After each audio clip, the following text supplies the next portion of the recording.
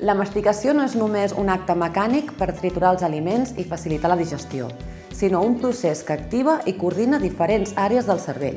Quan masteguem, el sistema nerviós controla els moviments de la mandíbula, la llengua i els llavis, i alhora processa informació sensorial com la textura, la temperatura o el gust dels aliments. Aquesta interacció prepara el bol alimentari i afavoreix una deglució més segura i eficaç. A més del cervell, el tronc encefàlic coordina automàticament els moviments necessaris per empassar.